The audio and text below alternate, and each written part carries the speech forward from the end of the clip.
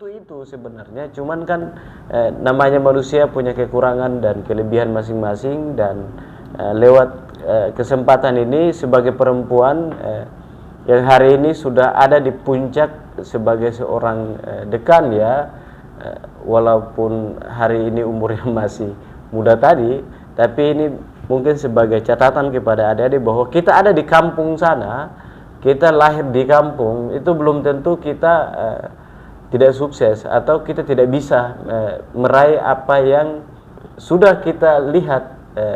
Bagi orang-orang kota itu gampang, bagi kita susah, tapi kita bisa meraih itu. Catatan ini penting Kak, biar bisa menjadi minimal motivasi kepada adik-adik kita, terutama yang masih kuliah, terutama perempuan, apalagi terutama lebih khusus lagi perempuan-perempuan yang ada di kampung-kampung sana atau dia kuliah di daerah dan yang sedang berorganisasi. Itu catatan itu penting. Silakan. Baik, terima kasih. Gini, kalau saya itu punya pesan yang paling utama dan menjadi motivasi saya juga untuk motivasi diri saya dan juga motivasi untuk yang lain.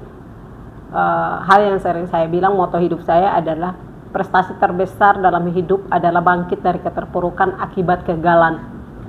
Artinya bahwa sekali lagi prestasi terbesar dalam hidup adalah bangkit dari keterpurukan akibat kegagalan.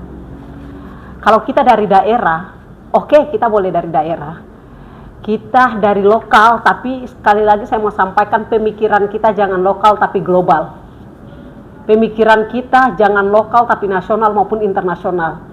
Artinya bahwa kita dari daerah terpencil dengan segala keterbatasan, tapi itu tidak menjadi hambatan untuk kita tidak berada di tempat dan tidak melangkah ke tempat yang lebih besar gitu.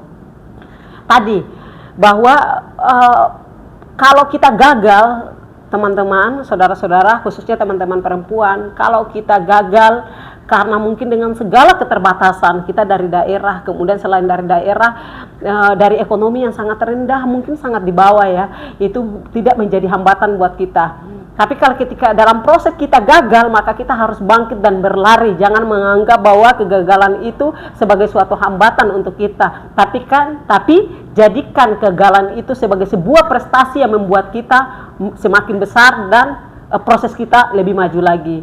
Dan khususnya untuk teman-teman perempuan, kalau di awal tadi pembuka saya katakan bahwa orang sering menganggap perempuan itu nomor 2 gitu, perempuan itu lemah dan kita di nomor 2 kan. Biarkanlah perspektif orang menganggap kita nomor 2, tapi jangan menganggap pemikiran kita dan langkah kita juga nomor 2. Kita harus berada dalam posisi pertama dan menunjukkan kepada yang lain buat dunia bahwa perempuan ini dia sebagai rahim peradaban, yang menjadikan peradaban ini baik dan tidaknya itu kembali kepada perempuan. Karena jelas ya, ada sebuah pepatah Arab atau hadis ya, hadis Nabi mengatakan bahwa perempuan itu tiang negara, perempuan itu tiang agama. Apabila perempuan itu baik, maka negara itu akan baik. Perempuan itu baik, agama itu juga akan baik. Artinya kita ini sebagai ujung tombak segala sesuatu di dunia ini gitu. Bahkan kita menjadi ujung tombak. Bayangkan saja itu misalkan saya berikan contoh ini. Ada sebuah hadis yang mengingatkan kita bahwa ketika perempuan itu ketika kita meninggal dunia dihisap nanti ya, contohnya bayangkan satu urat rambut perempuan saja itu akan mengantarkan, ini dalam perspektif teologi bahwa satu urat rambut perempuan saja bisa mengantarkan ayah kandungnya, saudara laki-lakinya, suaminya yang sudah menikah, nah itu suaminya, ayah kandungnya, abang laki-lakinya untuk masuk neraka gitu loh, satu urat rambut yang kelihatan misalkan kayak gitu.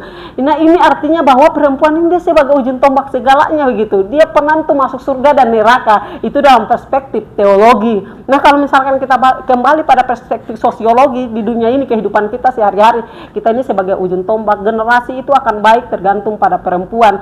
Makanya tetanan hidup ini harus dikembalikan pada perempuan. Kita perempuan benar-benar harus ada di garda terdepan untuk apa?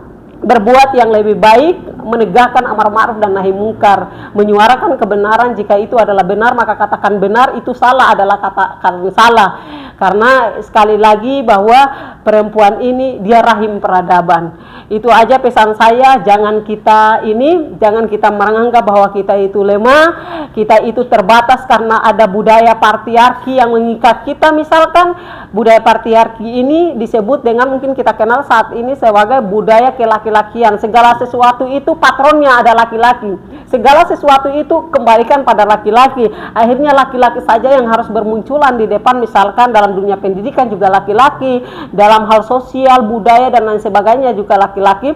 Maka wacana-wacana ini atau perspektif-perspektif yang mungkin agak-agak menyimpang seperti ini yang harus mari kita sama-sama benahi, mulailah dari perempuan, bahwa kita ini sebagai ujung tombak peradaban, maka kita harus ada di depan, di garda terdepan, kita harus berada di sisi-sisi kemanusiaan. Misalkan dalam nuansa-nuansa pendidikan, dalam form-form pendidikan kita harus ada di sana untuk membenahi segalanya gitu. Kemudian dalam hal sosial budaya kita juga harus tampil di sana. Bukan berarti tampil untuk memamerkan diri gitu, bukan, tapi memberikan suatu edukasi pendidikan buat diri kita sendiri perempuan, karena tadi kembali lagi, karena dari kita untuk orang lain menjadi baik gitu sebagai perempuan. Terkait dengan pendidikan, jangan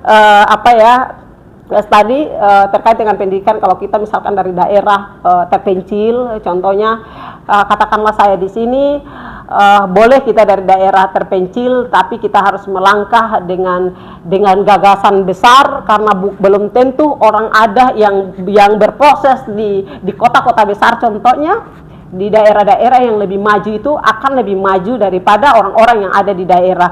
Toh banyak catatan sejarah yang telah membuktikan itu. Misalkan ya, banyak sekali pemimpin-pemimpin negara kita, saya katakanlah ya, sekarang lagi memimpin kita, misalkan presiden kita, dia dari mana? Orang daerah, orang lokal gitu ya kan, tapi bisa memimpin bangsa. Katanya dari orang yang sederhana sekalipun bisa memimpin bangsa. Belum lagi para pemimpin-pemimpin kita di dunia ini ya, pemimpin-pemimpin besar kita di dunia ini, banyak dari orang-orang yang mungkin secara ekonomi, strata ekonominya sangat rendah, menengah ke bawah, tapi mereka telah memberikan gagasan-gagasan besar dan menduduki posisi-posisi strategis di bangsa masing-masing gitu.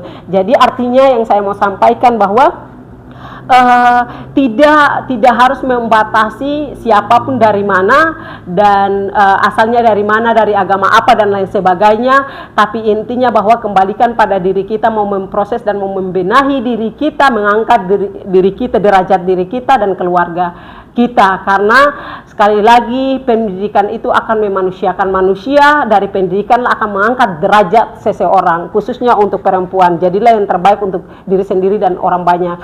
Karena ada pesan pepatah mengatakan bahwa kita memang harus hidup bukan saja bermanfaat untuk diri sendiri, tapi bermanfaat untuk diri sendiri dan bermanfaat untuk orang banyak. Dalam kehidupan kita sehari-hari ini, kebermanfaatan untuk hal-hal kemanusiaan itu sangat penting kita lalui, dan semua ini harus melalui pendidikan.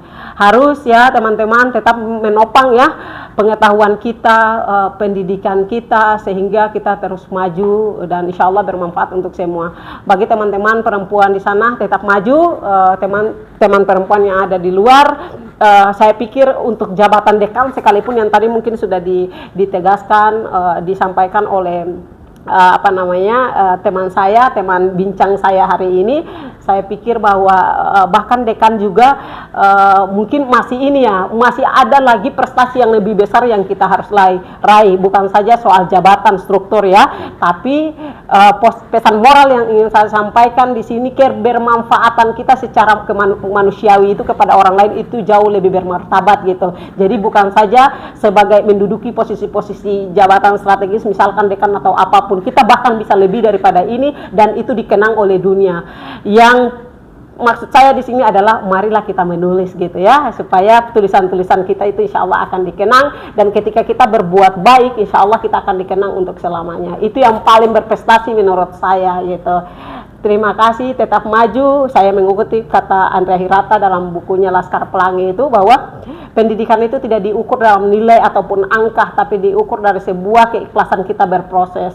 Jadi bukan saja orang yang mampu, yang punya ekonominya memadai yang bisa berpendidikan, tapi dengan ekonomi yang sederhana pun, yang pas-pasan pun boleh berpendidikan. Yang terpenting adalah dia punya niat yang tulus, yang ikhlas mau berproses. Insya Allah hasil tidak akan mengkhianati proses. Saya percaya itu karena saya alami itu.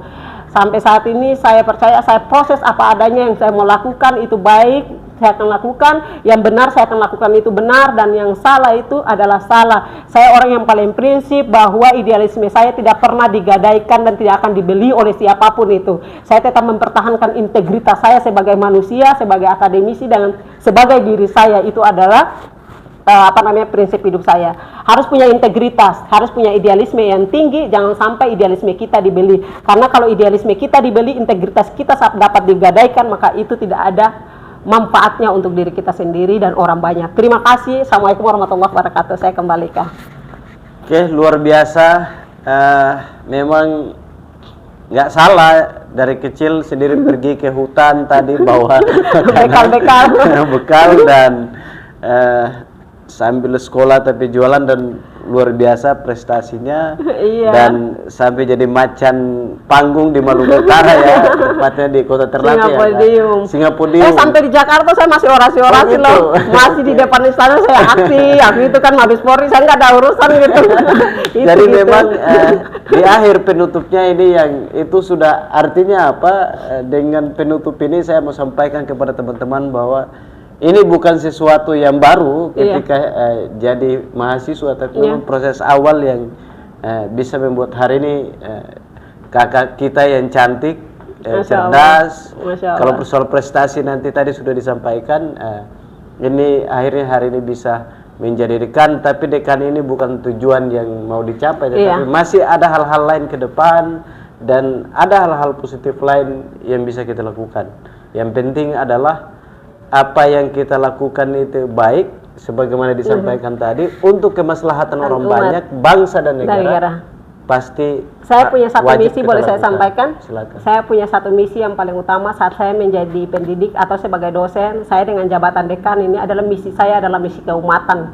Maksud misi saya, misi keumatan ini adalah saya bagaimana dapat mencerdaskan generasi-generasi, khususnya generasi yang ada di pelosok tanah air.